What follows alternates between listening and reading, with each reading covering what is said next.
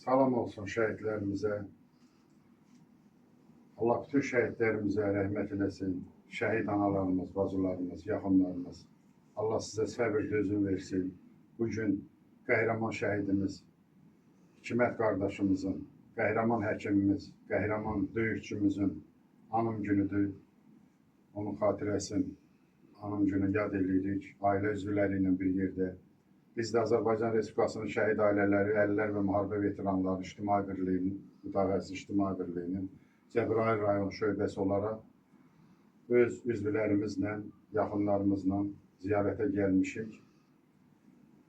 Hikmət qardaşımız haqqında çoxlu kitablar, çoxlu məqalələr, şeirlər, yazılar yazılıb.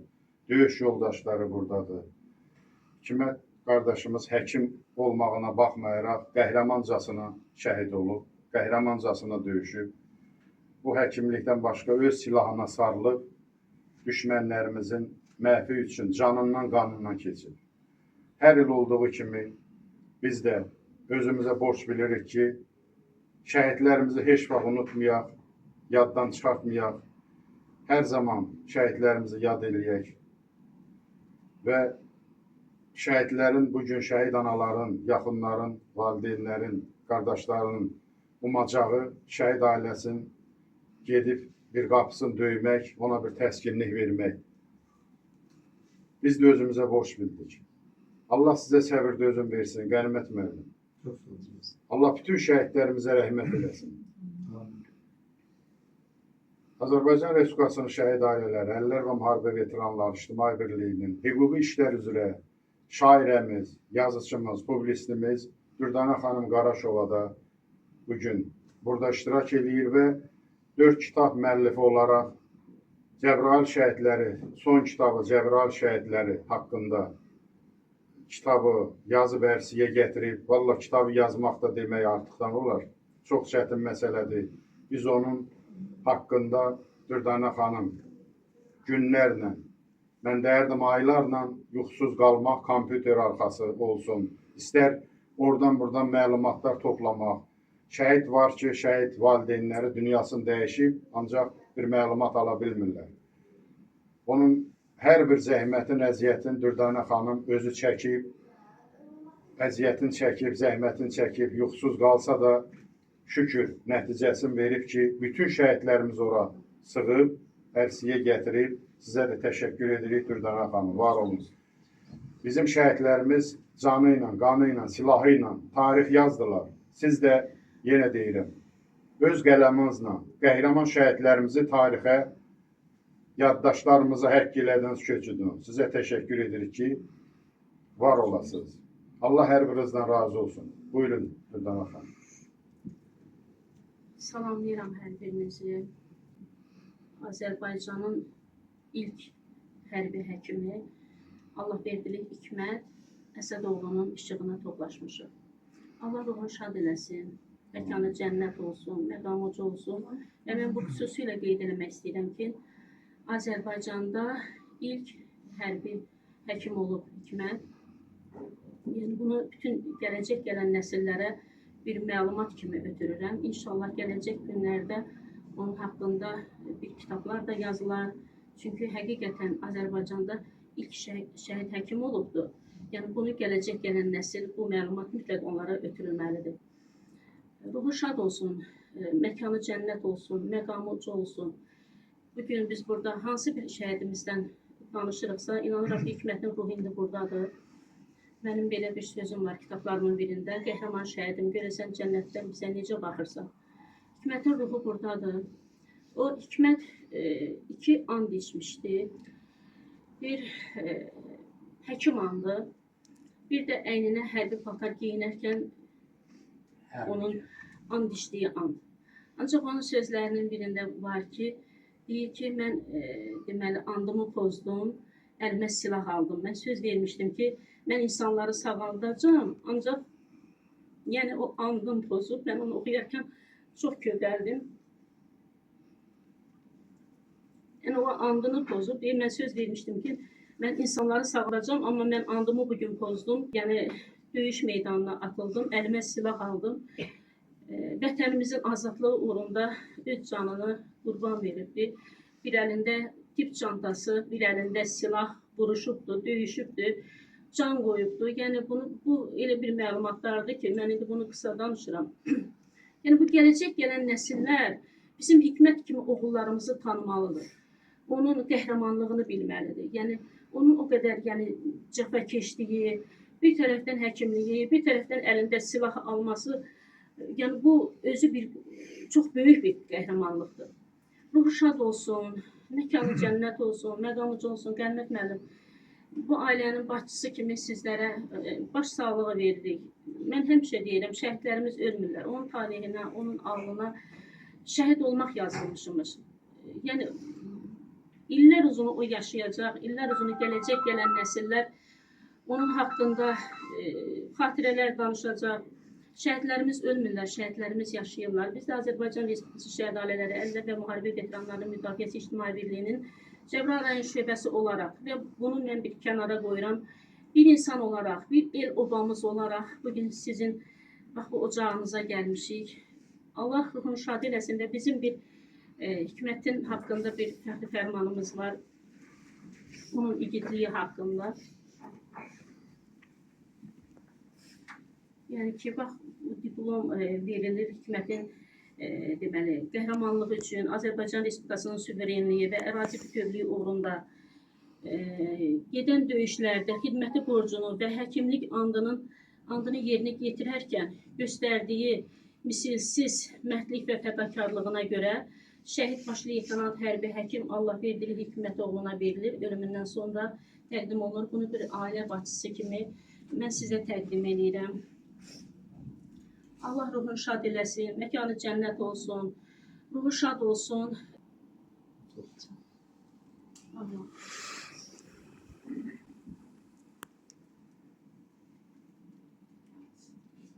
Allah ruhunu şad eləsin, məkanı cənnət olsun, məqamı uca olsun.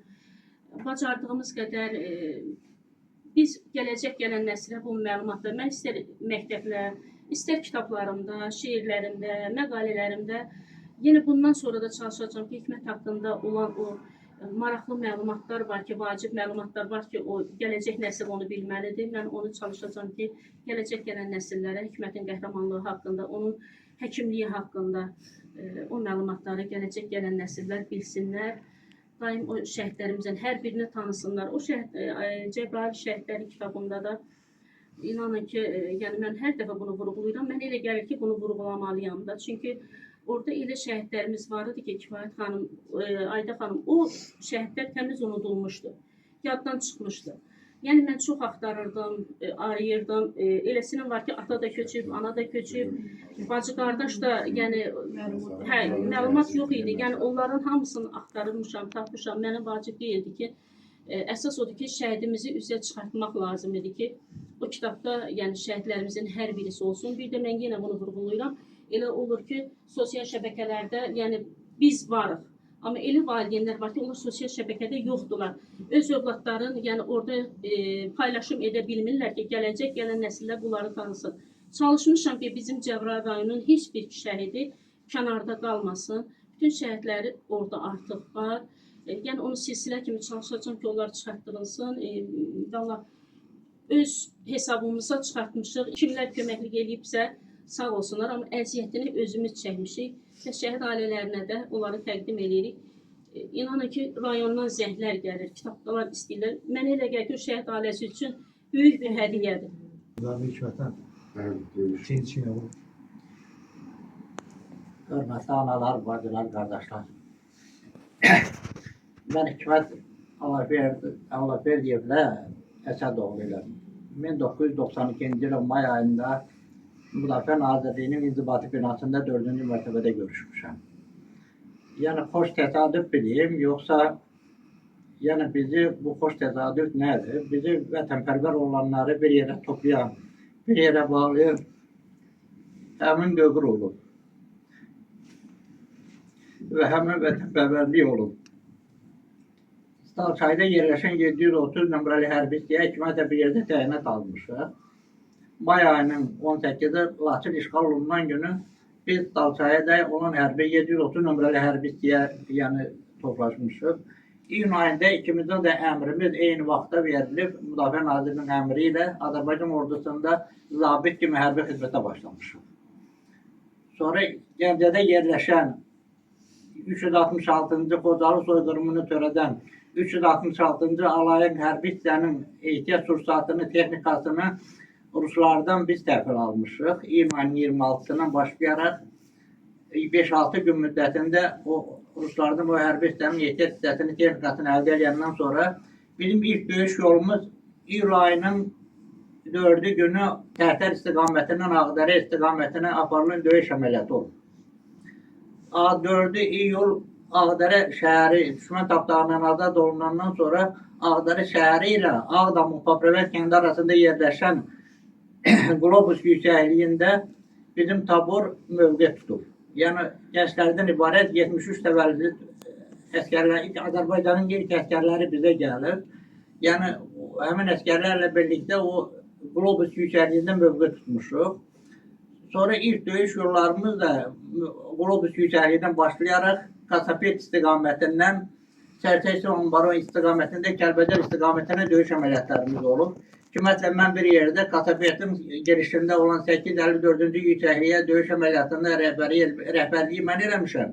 Hərbi həkim kimi bizə dəstək olan, bizim yaralılarımızı xilas edən, köməklik edən hükümət olub. Biz 854-cü yüksəkliyi azad eləyərək Kasapet kəndini düşmən tapdağından azad eləmişik. Sonra isə döyüş əməliyyatlarımız davam edib. Allahverdi hökumətin şəhid olma anı mənim gözümün qarşısındadır. 28 iyun 92-ci ildə Qlobus yüksəkliyində mövqe tutan zaman Gülyataq istiqamətindən atılan mərmi nəticəsində, mərminin partlayışı nəticəsində mənim gözümün qarşısında Allahverdi hökumət şəhid oldu. Yəni Allah rəhmət eləsin. Belə dəyərli qardaşı, belə vətənpərvər oğlu, yəni mən deməzdim ki, itirmişik. Onu biz gələcək nəsillərə bir örnek olaraq, bir vətənpərvərlik qeyrətli oğlu olaraq ötürmüş daha doğrusu. Yəni gələcək nəsillər onu unudası deyil. Elə qeyrətli olanların zəhmətinin qanun bahasına yazılmış hərflərin yazısı ilə bugün 2020-ci ildə Azərbaycan torpaqları tamamilə düşmən tapdağından azad oldu. Əgər belə dəyərli qardaşlarımız, şəhidlərimiz olmasaydı, biz 2020-ci ildə bu torpaqların işğaldan azad olmasına nail ola bilməzdik. Vətənpərvər qeyrətli oğlanların qarşısında baş əyirəm. Dəyərli qardaşlarım, belə oğlanlar Azərbaycan ordusunda azdır, var, yaşayır. Allah rəhmət eləsin, Allah ruhunu şad eləsin, yaxınlarına, doğmalarına səbir versin. Mənim dəyərli qardaşımdır. Həmişə qəlbimdə, ürəyimdə yer var. Allah sizi də var eləsin, Qənimət qardaşım da bizim vaxtsaqqalımızdır, böyüyümüzdür.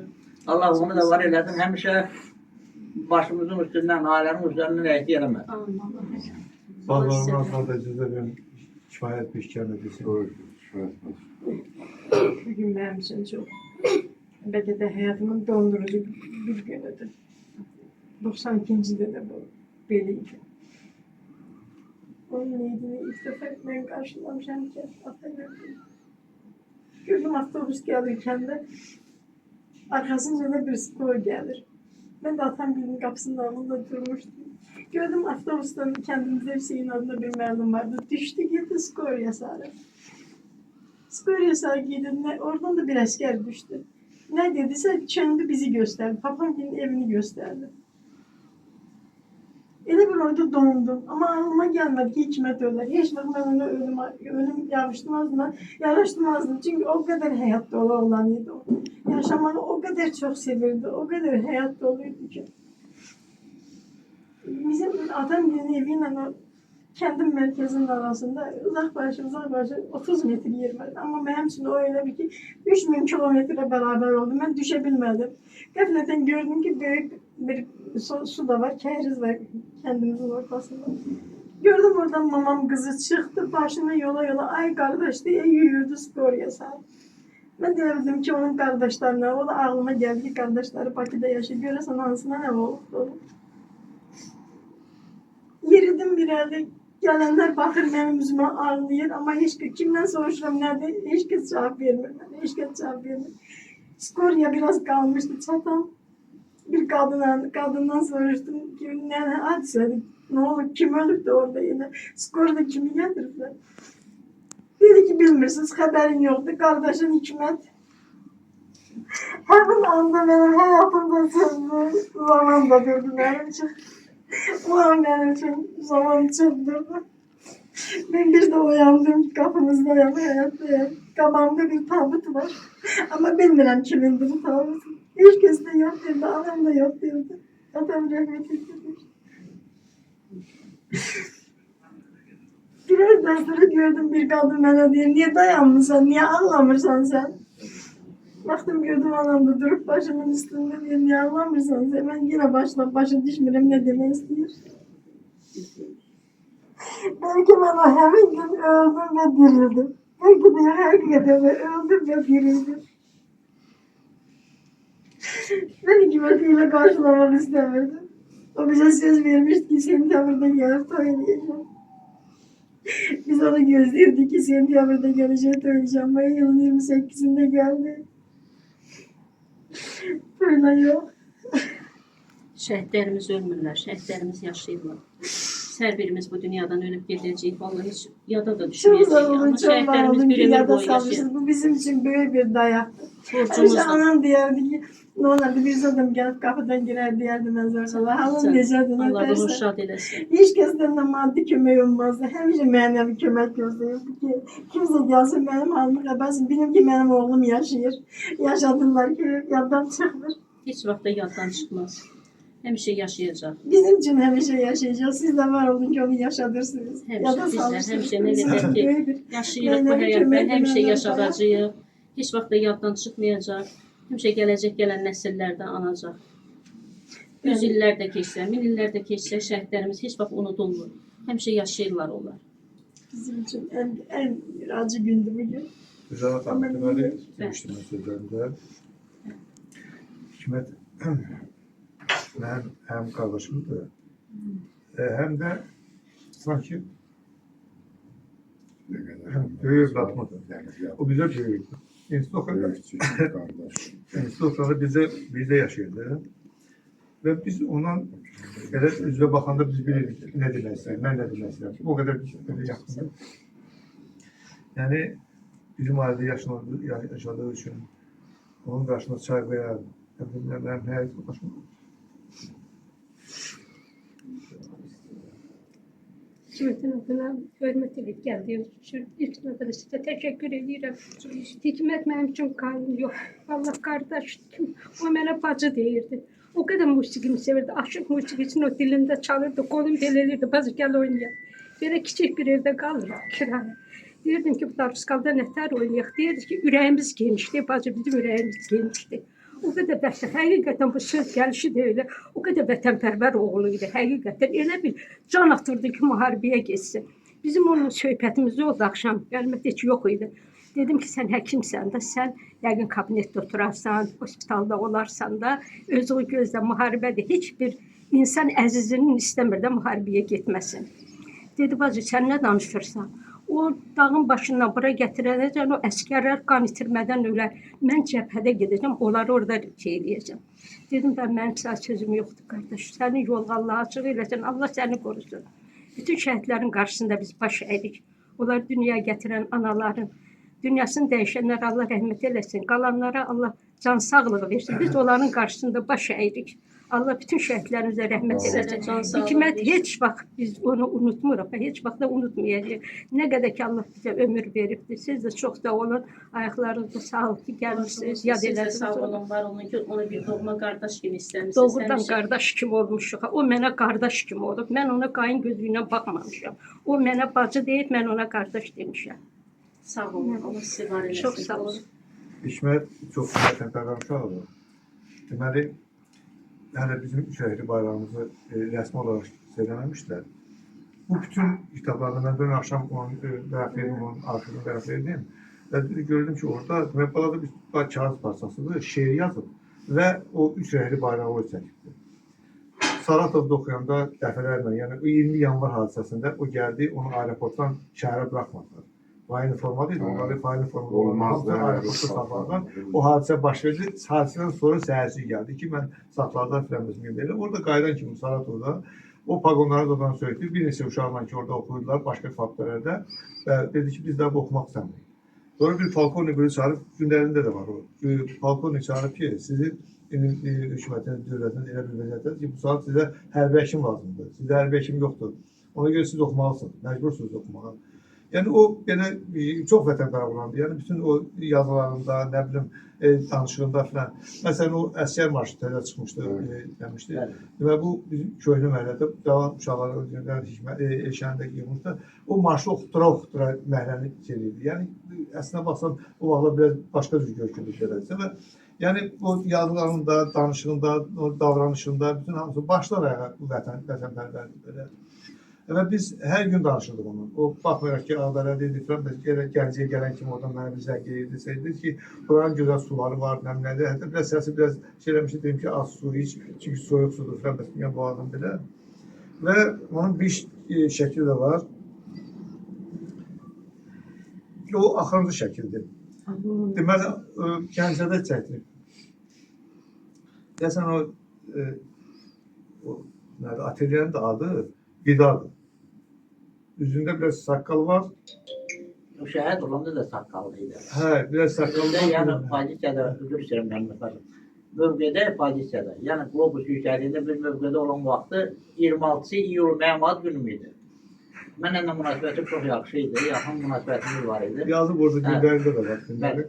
Orada söhbət elədik, dedim ki, Hikmət, olsun, yəni bu saqqal, yəni dedi yox, bu saqqalı mən Sərçə Hüsam barı elə bir Kasapet istiqamətinin bir çıxmalıydıq. Sərçə Hüsam barına düşəndə dedi, özü savadı gəlməklə kifayət qədər savadlı olan idi. Açıq deyirəm, hələ bizim təzə cavan uşaqlar idik. Mənim 25 yaşım var idi, bu məndən 1-2 yaş böyük idi. Orada dedik ki, biz Sərçə Hüsam barına çıxıb, Kəlbəcər yolu gedib, Sərçə Hüsam barına çatanda mən orada saqqalımı qırxarım. Təmizləyərəm, müdümü təmizləyərəm.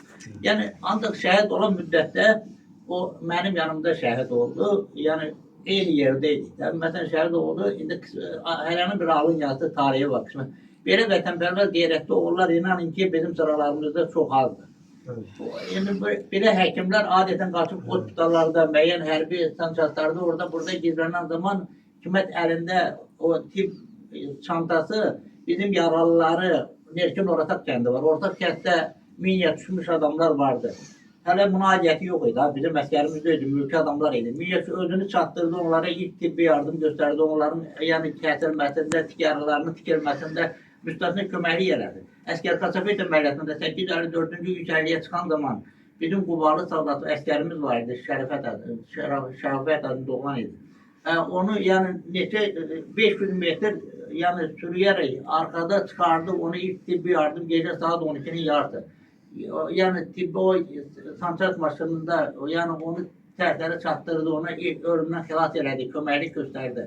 Elə bir vətənpərvərlik qeyrətli oğlu, məsələn, açıq deyirəm, mən sizə görə tərifləmirəm, mən gördüyümü deyirəm. Yəni belə insanların sayəsində biz 2020-ci ildə müharibədə qələbə qazana bildik. Onların şəhidlik zirvəsi ən uca zirvədir. Hər adam bu zirvəyə çata bilmir. Onu da tarihi qisməti elə gətirib. Yəni, biz hansı formadasa yaşayırıq, ancaq bizim qəlbimizdən, ürəyimizdən heç vaxt sirindən izi qoymadı. Yəni, ürəyimizdə, qəlbimizdə həmişə hökumətin yeri var. Allah rəhmət eləsin, Allah yaxınlarına, doğmalarına səbir versin. Doğmalar deyəndə mən də sizi özümdən ayırmıram, mən də sizin sıranızdayım. Çox sağ olun. Deməli, o vaxtlar bu Saratov müsabiqələrindən sonra bunu verdi Xalqalakiyə. Təyinatın verdi Xalqalakiyə. Orada da ermənilər zadlar fərməsməkən, orada həm hərbçilər, həm də yeri cəmaat ermənilərdirlər. Hikmətə qarşı çox bir qısqanc bir hərəkət edirlər. Sonra onu dəyişdilər Ağstafıya, bu Saloğluya. Mən onu avtobusla yola saldım. Orada belə telefonlar da yoxdur. İşə getdim, üniversitə getdim. Gördüm ki, radyoda deyir ki, Saloğlu'da hərbi hissədə partlayış olub. Əlaqəmiz yoxdur. Bir gündən sonra mənə zəng gəldi. Deməli, avtobusla düşür Saloğlu'da. Gəlib hərbi hissənin qabağına çatanda ki, göstərsin, mən gəlmişəm bura hərbi həkim, partlayış verir. O sursat var idi, partlayış baş verir. Var yerdə bir proses oldu. Elə oradan, burada şəkillər var onun. Yəni orada yaralarını tər çıxardı, nə bilim nə tər, belə hərbi formaları geyib bu formanı. Hətta yerli cəmaatın özünədir. Çoğu köməkliyi ilə refləmlə oradan çıxardı da, nə bilim nəsə, sarıyıb düzəldikdən. Və bu belə başladı, bu işə belə başladı. Bax, birinci günü belə partlayışla başladı belə işə. Yəni, bax, bilirsiniz, belə, sonra da gəldi bura Müdafiə Nazirliğindən müraciət elədi ki, məni hərbi hissəyə götürdülər. Bir neçə dəfə gəldi getdi. Dedi ki, orada dedilər ki, çox savadlılar yerləşib onlar, dırnaq arasında deyirəm belə. Ki, bəs bizə belə hərbi həkim lazım deyil. Bizim hərbi kəlimləri dastaçını çoxdur. Və burada Razində, burada mənim deməli, skor pomoşda bir dostum vardı, Qalavrasılov var. O mənə deyir ki, qəlbət, mənə belə həkimlər lazımdır. Xahiş edirəm, gəlsin, buna bir stavka yarım verim. Bunu əla yaşasın da burada da, otursun burada da razı gedir. Axırıncı gün gedirdi Müdafiə Nazirliğine, ona dedi ki, getmə. Gəl burada işlədə, razı qəbul eləmirlərsə, istəm lazımdır belə. Bu dedi ki, yox, mən bugün nədir, gedim, əgər bugün alınmasa, vəsalam tutardı, gələm, burada işləyirəm. Getdi, həmin gün alındı. Həmin gün alındı. Yəni, Hikmət barəsində çoxlu danışa bilərəm. Yəni, burada kitabları var. Dediyim kimi, bir nəfər də çox sağ olsun, Allah rəhmət etsin. Yaxşı bir kitab yazmışdı. Sadəcə olaraq biz jurnalist xanımımız onu itirdi. Heyif. İndi mən axırlı kitabxanasına onu gəlib axtaracağım. Görüm, tapa, əgər onlar versə, inşallah o qısa edəcəm, bir istədilə verirəm sizə. Yəni, bilirsiniz, təhsil hikmətə görə demirəm. Yəni, burada bəzən belə çıxır ki, məsəl üçün, Bakıda qırmızı bayraq maşını gəzməyə nə var ki? Hamı, o 20-ci illərdə zaten cəmaat orada vuruşurdular. Burada hamı güya qəhrəmanlıq göstərdi. Maşını bu bagajdan çıxırdılar, nə bilim üstə çıxırdılar. Yəni, belə olanların sayəsində biz bu günlər burada söhbət edə bilirik. Çünki o bizim kənddə, kənd Qaracalı kəndi, orada deməli, mən kəndə gedirdim. Orada axşam ermənilər oradan atırdılar. Bizimki buradan da göydə qıradır da, adi qıradır. İşıq satan. Hamı baxırdı ki, bu saat evin üstünə düşəcək belə. Yəni ki, bilirsiniz nətər, baxmayın ki, cəmaat artıq ona döyəcəkmiş. Amma bunlar o cərgədiyirlər, onlar Kazabet yaxınlıqlarından, orduyla, buradayla. Yəni, belə şəhidlərimizi ümumiyyətlə unutmaq. Ümumiyyətlə şəhid varsa bunu unutmaq günahdır. Ona görə mən də sizə ailəmiz adından çox sağ ol deyirəm. Gəldiniz, yad elədiniz, inşallah Allah qoysa belə. Yəni, bundan sonra da fikirləşirəm ki, bizim əməkdaşlarımız yəqin davam edəcək. Mənim kitab şkafımda Hikmətə aid olan bir bölmə var. İndi ona da çəkər yanına qoysa orada. Yəni, onun kitablarıyla saxlayıram. Heyf ki, ondan qalan ancaq bağlı. Buralarda bir də kitablardır. Allah. Bütün şəhidlər. Bir də nəyə vermək istəyirdim. Bax, siz o bizim hərbistə komandiri var, Qəniyev yapanda, ondan sonra qeyri-birləridir. Onlardan xahiş edirəm, inciyib küsməyə dəyməz. Bilirsiniz, nəyə görə? Bu adamların hökumətin döyüş yolu haqqında heç bir təsəvvürü, anlayışı yoxdur. Nə hansı yolu keçib, orada hansı sücayətləri göstərib, hansı qəhrəmanlıqları göstərib, nə bizim hərbistə komandirinin onunla məlumatı yoxdur. Nə orada müəyyən döyüşçülərin o işdən anlayışı. Yox, bir də mən yadımda bir dəfə Buzovlarda görüşdük. Mən dedim ki, Nizam, mən burada qala bilməm. Yazdınız belə? Bəli, siz bəli, yazdım. Hə, dedim, yox, mən burada qala bilməm. Mən burada başa düşdüm ki, onların bir hissəsi. Hikmətin hərbi hissə komandiri, yox, batalyon komandiri. Batalyon komandiri. Hikmət Zadda da yazıbdır, günlərində də yazıb oldu. Bir dənə döyüşdə iştirak etmir. Zaten Baybal'da 3 mərtəbəli ev tikdirdi özündən. Bax, buydu. Şəhid olma anı. Akşamüstüydü, yəni postlara bölünürdük. Yəni bunu deyim, hamı bilirsən də burada 100% məlumatdır. Yəni burada heç kim ürəyində bir qarı nöqtə qalmasın. O nöqteyi nəzərdən deyirəm. Mən canlı şahidiyim. Akşamüstü 28 günü iyul ayı, akşamüstü Globus yüksəlində inşallah ziyarət edərik və şəhid olan yeri orada da göstərərəm onu. Orada bir sırasıyla düzülmüşdük, əskərləri postlara bölürdük. 8 dənə postumuz vardı. Paprever kəndindən Ağdərə arasında olan məsafədə Globus üzərində 8 dənə postumuz vardı. O postlara əskərləri bölürdük.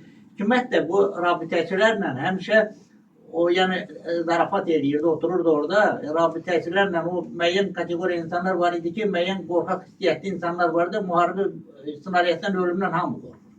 Deyim ki, yəni kimsə qorxmur, hamı qorxur. O müəyyən hissiyyətli adamlar var idi ki, o arkada müəyyən yerdə gizlənən adamlar var idi. Həmişə onu zarafata qoşurdu, həmişə onlara müəyyən lağ mənasında deyirdi ki, siz kişi döysünüz, erməni kimdir ki, ermənidən qorxur. Biz səngərin qarşısında cərgəyə düzüldük.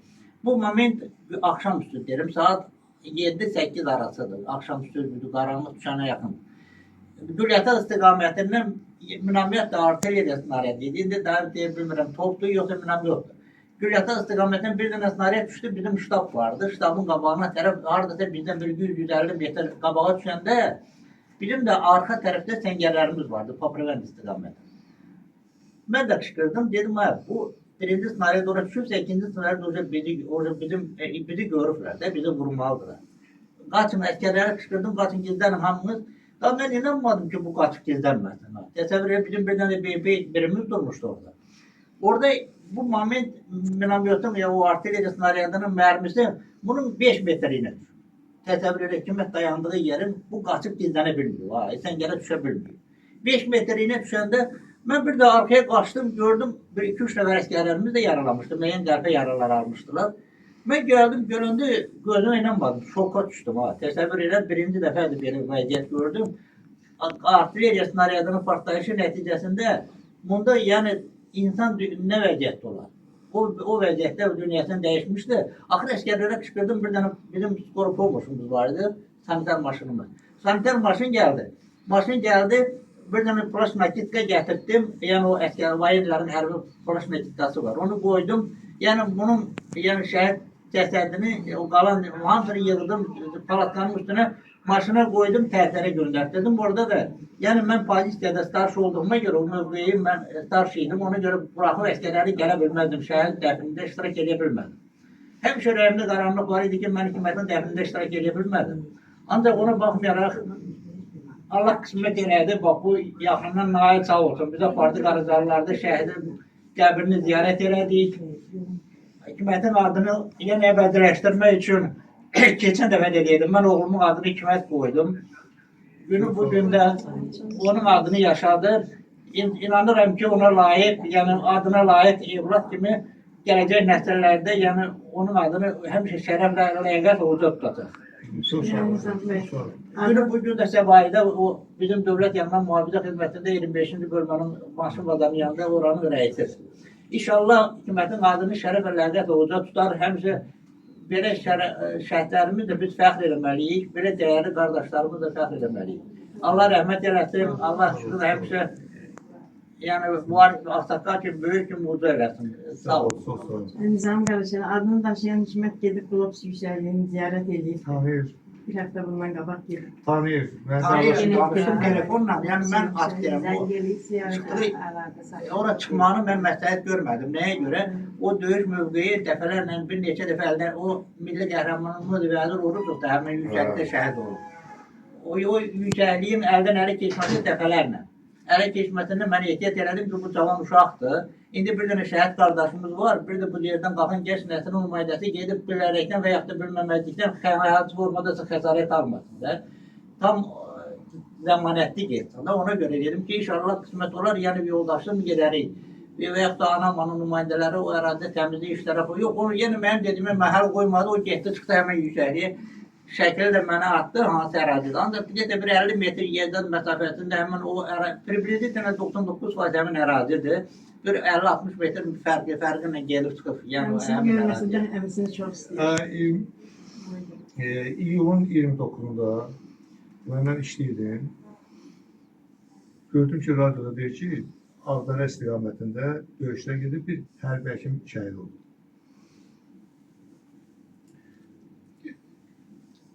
İnan ki, bir ürəyim qırıldı düşdü.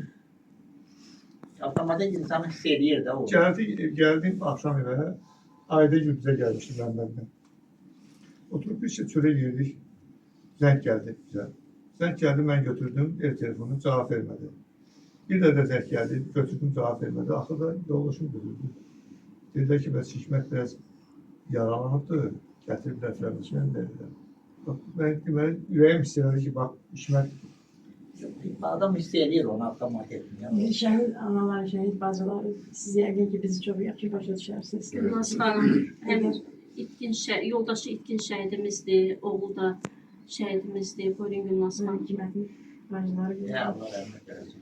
Allah cəm şəhidlərimizə rəhmət eləsin. Bugün bu Hikmət qardaşımızın anın günüdür.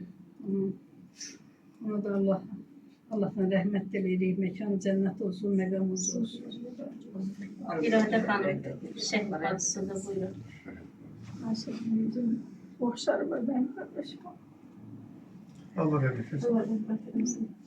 Baş ağrısı olmasın bir söz de diyeyim sonra oturalım. Hikmet kardeşim ocağına gelmişik. Səməd kardeşim Canan xanımın sayesinde Allah kömək olsun bu yerə xeyirçilərə gələk. Bacılar danışdı, qardaşlar danışdı. Toş elə mənim qardaşımın bizim başımıza gələn talihdir. Mən də Aslanov İnqilab Məhəmmədoğlu, bacısı İradə Aslanova, Kavdar kəndindən, Mücəvər adamın Kavdar kəndindən.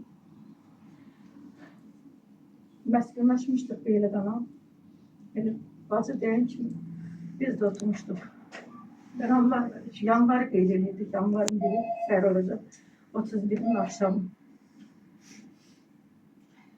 Qonşular gəlib oturub, amma heç birimizin xəbəri yoxdur. Amma onlar bilirlər. Bilirlər həqiqətən İnqilab şəhid olub, amma bizə demirlər. Mənim atam da icralardan oturub duran adamdır, prosto. Zəng yolda yox idi, elə bilək hər adamda bir telefon tapdı, danışmaq üçün. Gördük ki, qapıya maşın gəldi. Mənim atamı götürdü, getdi qardaşımı. 19 yaşında şəhid oldu. Bu bütün şəhidlərimizə rəhmət eləsin. Yerləri cənnət olsun. Allah hər bir atıya, anıya, olmayanlar da Allah rəhmət eləsin. Mənimkilər də rəhmətə gedir. Qardaşa, bacılara, hamısına Allah səbir versin, özün versin. 30 neçə ildir biz ağlayırıq. Amma işləri qayıtmır. Allah bizlərə səbir Yəni versin. belə bir hissim var, bilmirəm siz nə tər keçirsiniz o hissi.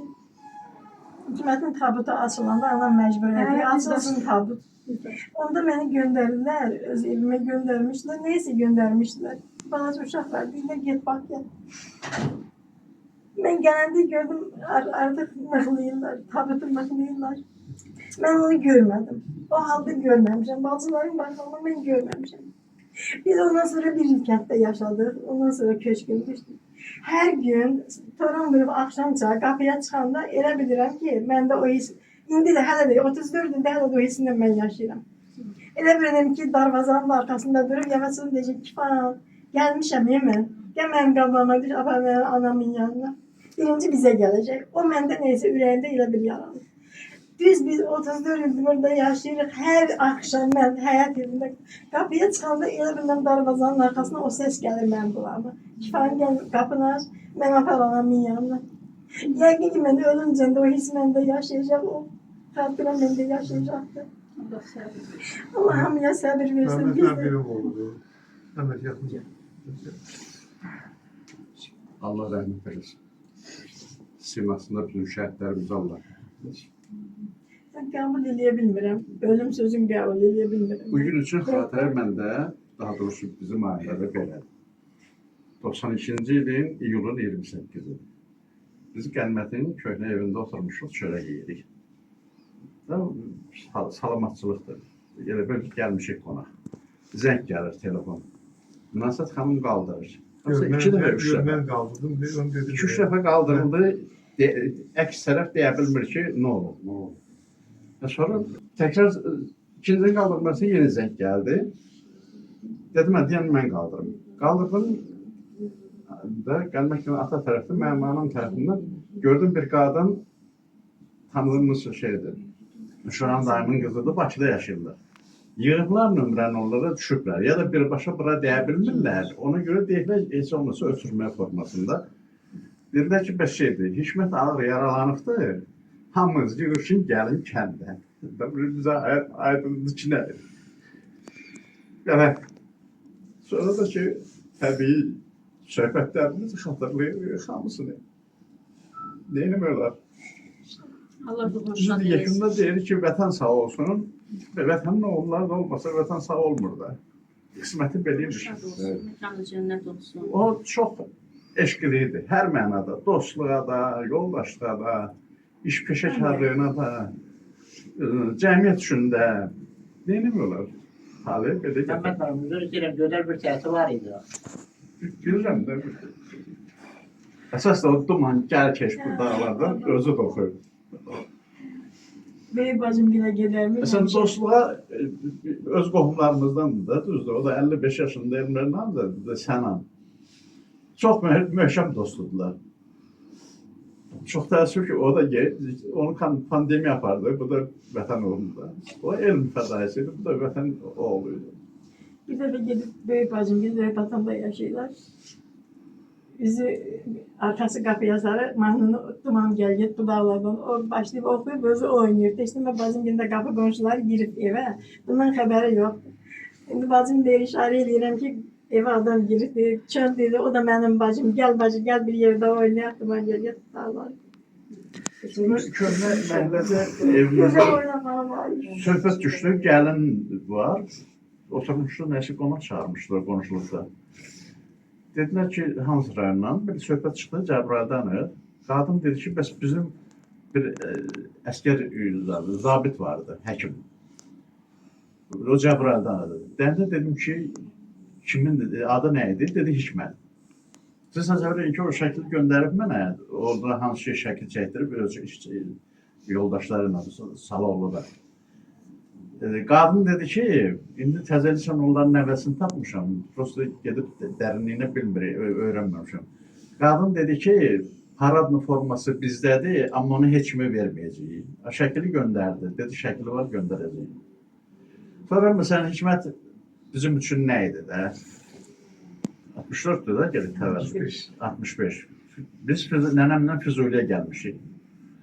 Füzuliyə gəlmişik, qaydanda Amil kətdən Sarı torpağa qədər qarlı gündür.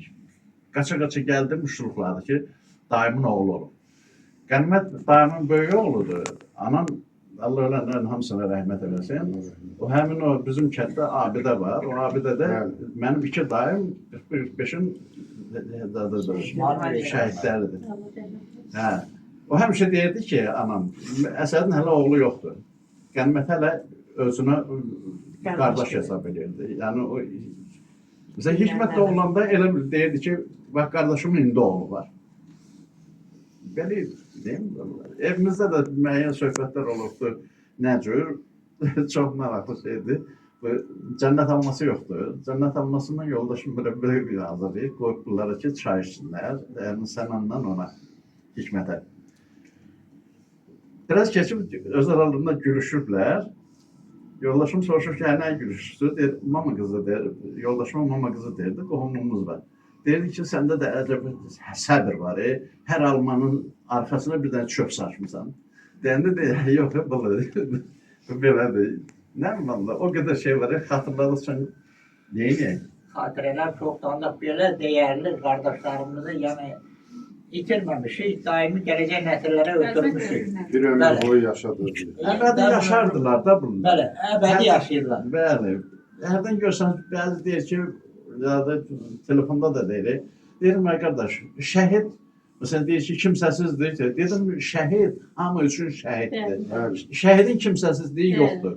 Sənin qardaşınsa, xalan oğluysa, o şəhid də sənin həmin xalan oğludur, həmin xalan. Yəni, belə olmalıdır. İnsan insandırsa, belə düşünməlidir. Mən bir dənə özür istəyirəm, bir dənə əlavə eləmək istəyirəm. Mən hər hanı bir düşüncəsi vardır. Mənim düşüncəmə görə bizim Azərbaycan Respublikasının ərazi bütövlüyü uğrunda torpaqlarımızın, yəni dövlətimizin müstəqilliyi, ərazilərimizin işğaldan azad olunması uğrunda gedən döyüşlərdə şəhid olan qardaşlarımı mən bəzi dindar adamlar məndən dinməsinlər də dinə toxunmuram da. İslam bidiyyəti uğrunda Kərbala döyüşlərində ölən şəhidlərdən üstün tuturam. Nəyə görə? Bu reallıqdır. Gözümüzün qabağında bizim vətənimizi, analarımızı, bacılarımızı, evlatlarımızı qoruyaraq canlarını, sağlamlıqlarını qoyan insanlar, müqəddəs şəhidlərimiz, yəni o İslam bidiyyəti uğrunda mübarizə aparan insanlardan bəlkə də daha müqəddəsdir mənim üçün. Gülzarın xanımdadır, mən bir dənə söz deyirəm. Mən Facebookda bir neçə də paylaşmışam bunu. Yazırlar məsələn, aprel döyüşləri şəhidi. 2020-ci il şəhidlər verilir. Kateqoriyalara bölmək əleyhinə. Axı 20 mindən çox şəhid olub birinci Qarabağ müharibəsində. Bax, görürsünüz burada, deməli, bax, bu kitabda mən el eləmişəm. Əvvəl gəlir hər hansı bir rayonun şəhidləri, sonra hansısa kəndlərin şəhidləri, ondan sonra gəlir indiki şəhidlərimiz. Yox, yəni deməsə bu hamısı onu bölmək düzgün deyil. Dövlət indi siz yazarsınız da, hardasa yazanda, bir də siz də müraciət edin, jurnalist, filan kəs, Bəli, 44 günlük bu deməli, birinci Qarabağ müharibəsi nə qədər təqribən 30 mindən çox bizim şəhidimiz oldu. Bunun hamısını yazmışsınız. 91, 92, bax Hamısına bu şəhid, götürülmə 93 aldı. şəhidlərimiz var burada. Onun arxasınca gəlir 44 günlük vətən müharibəsi şəhidləri. Şəhidlərimizin hər birisinin qarşısında baş əyirik. Yəni orada qeyd eləməmişəm ki, bu 44 günlükdür, bu vətən müharibəsi, yəni 91, 92. Orada elə hamısı eyni olmalıdır. Yəni bunu kateqoriyalara ayırmaq düzgün deyil. Mən də bunu əleyhinəyəm. Mən bir də ailəmiz adından hamınıza can sağlığı deyirəm. Nizamın dedin sən, qeyd eləmişsən, dostlara belə sədaqətli. Çox sağ olun deyirəm sizin birliyə, birliyin nümayəndələrinə. Allah sizi var etsin ki, şəhid ailələrini unutmursunuz, onlarla mütəmadi əlaqədə olursunuz. Çox sağ olun. Heç vaxt da unutmayacağıq. Həmişə də borcumuzdur, Qənimət müəllim. Yəni bu da bir vətənpərvərlikdir. Necə ki, bax Hikmətdə o vətənpərvərlik ruhu var idi. Bugün onun qəhrəmanlığından danışırıq. Nə qədər oğullar var idi ki, gedə bilərdilər. Ancaq seçilmişdə o vətən ruhu hansı ki oğullarımızın qəlbində var idi, onlar getdilər. Bugün də inanıram ki, bax bugün mənim bu qəlbimdə vətənpərvərlik olmasa, istəyir hansı birliyin üzvü o qədər birliklər var ki, Qənimət müəllim. Əgər mənim qəlbimdə bu vətənpərvərlik yoxsa, yəqin ki, mən də burada olmazdım. Mən arzu edirəm ki, bizim vətənimizin vətənpərvər insanlarının sayı çox olsun ki, bax bu şəhidlərimiz heç vaxt unudulmasın, heç vaxt yaddan çıxmasın. Qənimət müəllimimiz sizdən qeyd elədiniz ki, birinci Qarabağ. Bu ordunun bünövrəsini özünüz bilirsiniz. Arayanda 700 il silahsız, nə bilim, paltarsız onlar qurulurlar. Yox, mən o Sifdə kənddə müdafiə batalyonundan danışıram. Yəni, ordunun bünövrəsini betonun qoyan biz döyüşçülər və o şəhidi bölmək filan birinci, ikinci Qarabağ, birinci vətən, ikinci vətən olmur. Amma 1988-ci ildən 23-cü ilin antiterroruna qədər mən ümumi deyirəm. Biz çıxışlarımızda, tədbirlərimizdə 34.200 şəhidimiz var. Bizim ümumi şəhidimizdir. Bu necə qeyd elədiniz da aprel filan o birisi elə olmaz da şəhid elə hər zaman şəhid qəlbimizdə yaşayacaqlar bir ömür boyu. Nə qədər Allah bizə ömür verib, o qədər istər yol kənarında plakat önündən keçəndə bir çiçək salam verib keçmək qəhrəman şəhidlərimizə. Çünki biz azadlığımızı, bu günümüzü onlara borcluyuq. İnsanlar dünyasını dəyişsə də onların ruhları yaşayır. Mən elə gəlir ki, Hikmətin ruhu bax elə burada, bugün buradadır. Hiss eləyir, duyur. Bu həqiqətdə belədir. Şəhidlər ölmür, ruh da yaşayır. Biz o hissi bədənimizdə hiss ediriksə, ona görə mən deyirəm ki, mən onu hiss eləyirəm, ona görə deyirəm. Allah ruhu şad eləsin, məkanı cənnət elementi olsun. deyim. Deməli, nə deyəcəkdim ki, bu gəldi təyinatını aldı Zavka Svoyen okrugda. Getdi ora, oradan təyinatını verdi Saloğlu'ya. Saloğlu da bu getdi, ora çatanda Saloğlu partlayır. Deyirlər ki, olay da cavan oğlan, bəs ora dağılır. Deyir, yox, mən hərbiçiyəm, yavitçi olunmalıyam ora. Getdi, o şimdi neyse, orada da oranda rəsvər mürahat elədilər. Sonra qayıtdı, gəldi. Gəldi, milli orduya ərzə verdi. Hardasa 3 ay, 4 ay çəkdi ora getdi, Stalçaya getməyə. Təsəvvür ki, mən şəxsən özüm dedim, dayanır, görsən ki, alın burada. Keç mülküyə, həkimsən də fərqi nədir ki? Yox, dayı, mən milli ordumuzun baş xirurqu olacaq. Bax, elə Almanlı yaşayır adım. Allah səbir versin. Torpaqlarımızın azadlığını Hikmət kimi oğullarımıza borçluyuq. Yəni bunu da qürurla deyirik, onların sayəsində belə başımızı dik tuturuq, qürurla belə, necə deyərlər, vətənimizi azad görürük. Ruhları hər birinin ruhu şad olsun, amma istəməzdim ki, yəni kövrək o yaşayır. O ölmüş, şəhidlərimiz ölmüyor, onlar yaşayırlar. Bütün şəhidlər yaşayır. Siz danışırsınız onun ölümündən. Bizim yataqxanada Ağdamdan bir qadın var. Biz burada tanış olmuşuq da, o cətdən tanımaq olur. Həmişə oturub danışanda söhbət elində həyətdə deyir ki, bir gün oturmuşduq deyir, darvazanın ağzında Sultan adında bir həkim var idi. O da deyir, gedib kömək eləyirdi ordumuza. Bir de gördük deyir, ağlaya elə gəlir. Ay Sultan, ne olur, kim ölüb kənddən? Deyir, kim ölüb demin, ne deyin ki, elə bir adam ölər mi? Əgər Hikmət ölübsə, Hikmət şəhid olubsa, da biz yaşamayaq.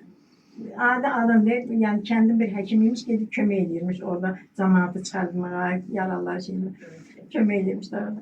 Mən deyirəm, belə Heç biz onu tanımadıq. O təsərrüfatından danışdı, bax belə bir hadisə oldu. İndi burada gəldim öyrəndim ki, həmin Hikmət sizin qardaşınız. Ölmək necə deyərlər, adi insanlara aiddir ki, ölürlər, unudulurlar, gedirlər. Şəhidlərimiz isə heç vaxt ölmürlər. Elə onlar daim bir ömür boyu yaşayacaqlar. Bəli, yaşayacaqlar. Çox sağ olun. Çox sağ olun, Allah sizə çox can sağ sağlığı olun. versin. Hər Siz birinizə bir çox yerinizə borcluyuz. aparırdın. İşlərinizdə uğurlar hazırlamasın. Ailəmiz adından çox sağ olun. Allah rəhmət etsin. Şəhidlərimizə. Allah rəhmət etsin bütün şəhidlərimizə. Bəli, Allah rəhmət etsin.